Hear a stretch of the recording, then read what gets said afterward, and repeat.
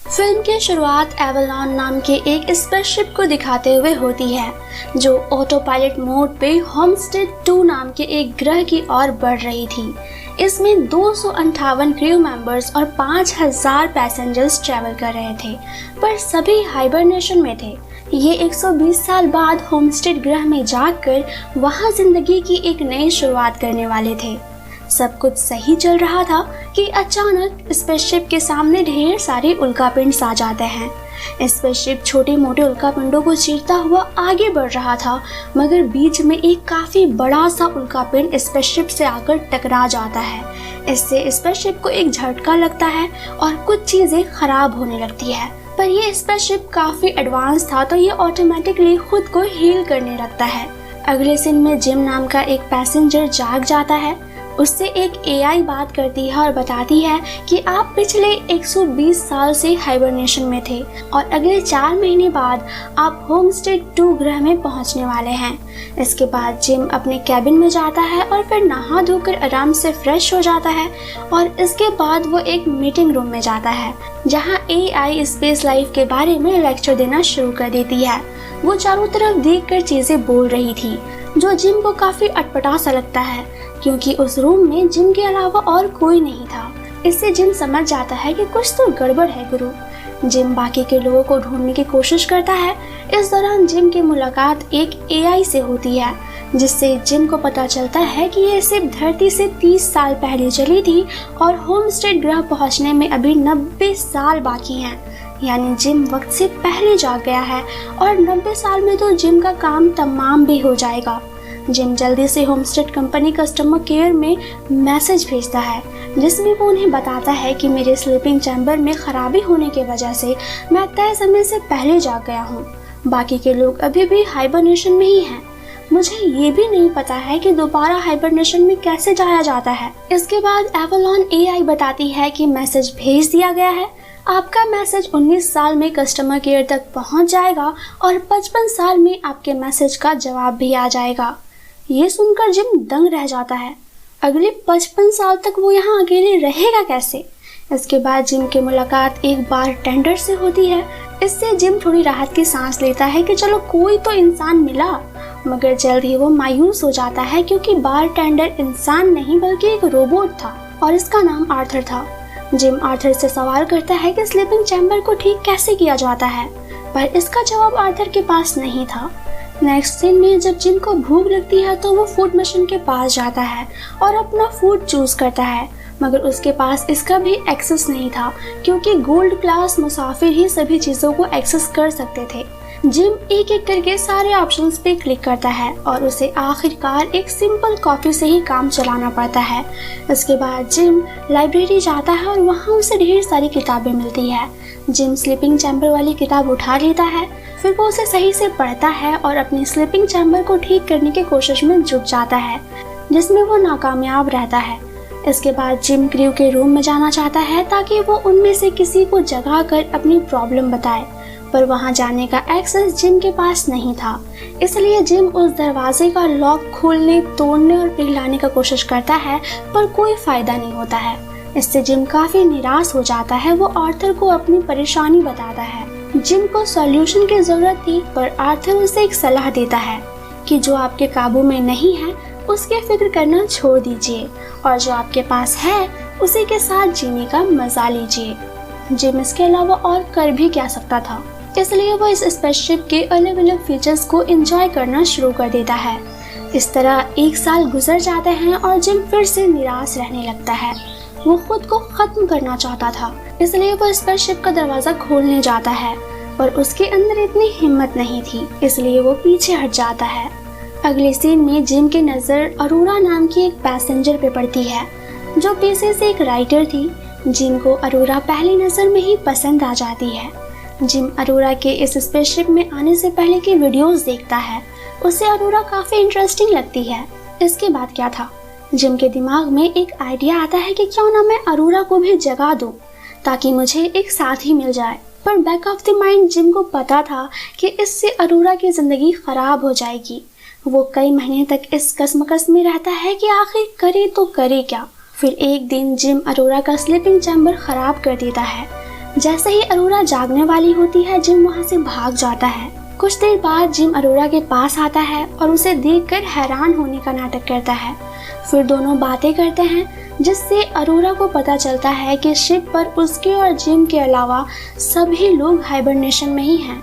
इससे अरोरा काफ़ी परेशान हो जाती है, क्योंकि उसने प्लान किया था कि मैं होमस्टेड ग्रह पे 1 साल रहकर वापस पृथ्वी पे जाऊंगी और वहाँ मैं अपने सफ़र के बारे में एक किताब लिखूंगी।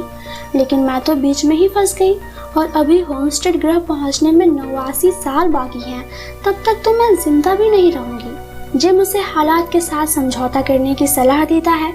दूसरी ओर वो ऑथर से कहता है कि सही वक्त आने पर मैं खुद अरोरा को सच्चाई बता दूंगा कि उसे मैंने ही जगाया था, पर इससे पहले तुम अरोरा को कुछ भी नहीं बताओगे।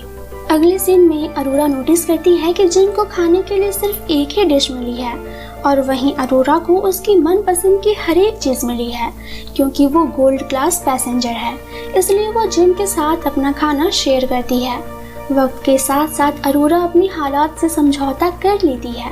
वो एक किताब लिखना शुरू कर देती है, जिसमें वो अपने और जिम के साथ हुए एक्सपीरियंसेस के बारे में लिखती है, ताकि फ्यूचर में जब बाकी के पैसेंजर्स जागे तो उन्हें इस किताब से पता चल सके कि 89 साल पहले यहाँ क्या हुआ था। धीरे धीरे जिम और अरोरा अच्छे दोस्त बन जाते हैं और एक दिन जिम अरोरा को डिनर डेट के लिए पूछता है। अरोरा फट से मान जाती है, क्योंकि वो भी जिम को पसंद करने लगी थी। दोनों शाम में अच्छे से बन ठन कर डेट पे जाते हैं और साथ में काफ़ी अच्छा सा वक्त गुजारते हैं। और इसके बाद जिम अरोरा को स्पेससूट पहनाकर बाहर अंतरिक्ष में ले जाता है। अरोरा इस एक्सपीरियंस से बहुत ही ज़्यादा खुश होती है और इसके बाद दोनों अपने रूम में जाकर इंटीमेट होते हैं। अगली सुबह ब्रेकफास्ट के दौरान जिम अरोरा की खूबसूरती की तारीफ करता है, जिससे अरोरा का मूड बन जाता है। वो कहती है कि पेट की भूख तो बाद में भी मिटा लेंगे, क्यों ना पहले जिस्म की भूख मिटाया जाए। नीकी और पूछ पूछ। जिम तुरंत टूट पड़ता है और ये दोनों एक बार फिर से इंटीमेट होते हैं। इसके साथ ही हम जिम को शिप के अंदर पौधे उगाते हुए देखते हैं। वो अपने उगाए हुए रोज अरोरा को गिफ्ट करता है, जिसे पाकर अरोरा काफी खुश हो जाती है। देखते देखते 1 साल गुजर जाते हैं। अरोरा के बर्थडे वाले दिन दोनों बर्थडे सेलिब्रेट करते हैं।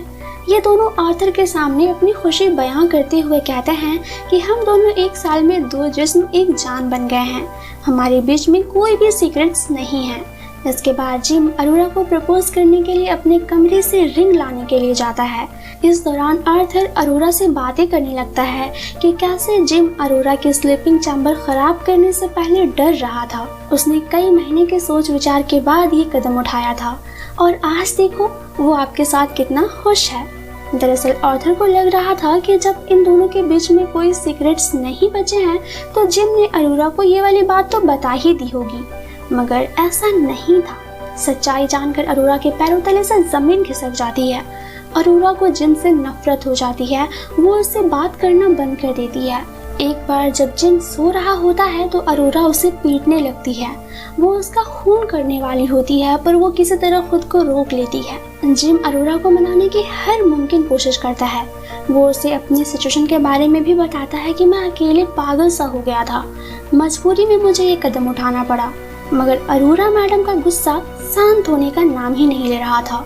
इस तरह से कुछ महीने गुजर जाते हैं और फिर एक दिन जिम और अरोरा को हॉल रूम से किसी आदमी की आवाज सुनाई देती है, जो कह रहा था कि यहाँ पेड़ किसने लगाया।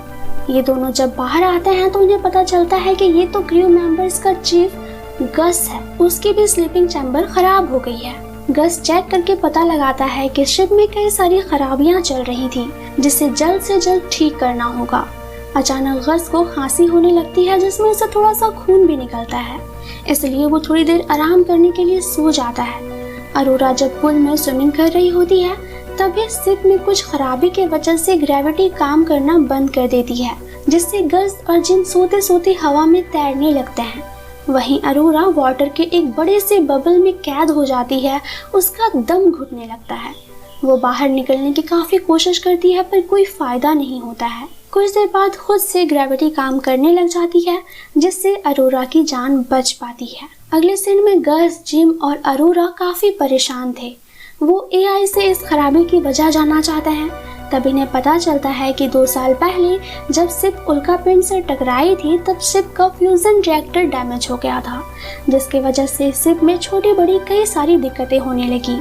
अचानक गस की तबीयत बिगड़ जाती है, तब गस को ऑटोडॉक पॉड में डाला जाता है। ऑटोडॉक गस की बॉडी में 1-2 नहीं बल्कि 612 बीमारियां डिटेक्ट करती है। दरअसल गस के स्लीपिंग चैम्बर में लंबे वक्त से गड़बड़ी होने की वजह से गस के पार्ट पुर्जे जर्जर हो गए थे और अब उसके पास ज्यादा वक्त नहीं बचा था। इसलिए गस जिम और अरोरा को अपनी आईडी दे देता है ताकि ये लोग इस शिप के किसी भी हिस्से में आ जा सके, जिससे इन्हें शिप की खराबी ठीक करने में आसानी होगी। जैसे ही गस की मौत होती है वैसे ही शिप का सिस्टम फेल होने लगता है। कुछ भी रैंडम चीजें अपने आप होने लगती है। जिम और अरोरा पावर प्लांट रूम में जाते हैं और इन्हें यहाँ कई सारे होल्स दिखाई देते हैं। साथ ही रिएक्टर कंट्रोल कंप्यूटर भी मेल्ट हो चुका था। जिम न्यू रिएक्टर लगा देता है पर वेंटिलेशन डोर बंद थी, जिससे ये रूम काफी गर्म हो जाता है। अगर जल्द ही वेंटिलेशन डोर नहीं खोली गई तो एक जोरदार धमाका होगा जिससे सभी लोग मारे जाएंगे। इसलिए जिम स्पेस सूट पहनकर बाहर जाता है और बड़ी ही मुश्किल से वेंटिलेशन डोर को ओपन कर देता है, जिससे शिप की सारी हीट बाहर निकल जाती है। पर इसकी वजह से जिम का स्पेस सूट खराब हो जाता है।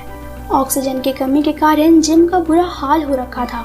ऐसी क्रिटिकल सिचुएशन में अरोरा खुद स्पेस सूट पहनकर बाहर आती है और जिम को अपने साथ अंदर ले जाती है। फिर वो जिम को ऑटोडॉक पॉड में डाल देती है, जिससे उसे पता चलता है कि जिम को बचाया नहीं जा सकता है। मगर अरोरा एआई को कमांड देती है कि वो एक ही साथ जिम के कई सारे ऑपरेशन कर दे और उसे बचा ले। ये तरीका काम कर जाता है। कुछ देर में जिम को होश भी आ जाता है, जिससे अरोरा खुश हो जाती है। स्पेसशिप अब ठीक हो चुकी थी और अरोरा की नाराजगी भी खत्म हो गई थी। एक दिन जिम को एक एक्स्ट्रा हाइबरनेशन पॉड मिलता है जो बिल्कुल सही था। वो चाहता है कि अरोरा हाइबरनेशन में चली जाए, इससे वो होमस्टेड ग्रह पे अपनी आगे की लाइफ कंटिन्यू कर पाएगी। लेकिन इसके लिए अरोरा राजी नहीं होती है। वो जिम के साथ ही जीना या मरना चाहती है, इसलिए जिम उसे रिंग पहनाकर अपनी लाइफ पार्टनर बना लेता है। इसके बाद सीन 88 साल बाद शिफ्ट होती है। क्रू मेंबर्स जाग जाते हैं। जब वो अपने रूम से बाहर निकलते हैं तो देखते हैं कि चारों ओर पेड़ पौधे लगे हुए हैं। यहाँ क्या हुआ था इसके बारे में तो अब इन्हें अरोरा की बुक से ही पता चलेगा। आई होप कि आपको आज की स्टोरी पसंद आई होगी। पसंद आई है तो प्लीज़ वीडियो को एक लाइक और चैनल को सब्सक्राइब कर लीजिए। और हाँ, आज की स्टोरी कैसी लगी कमेंट करके ज़रूर बताइए।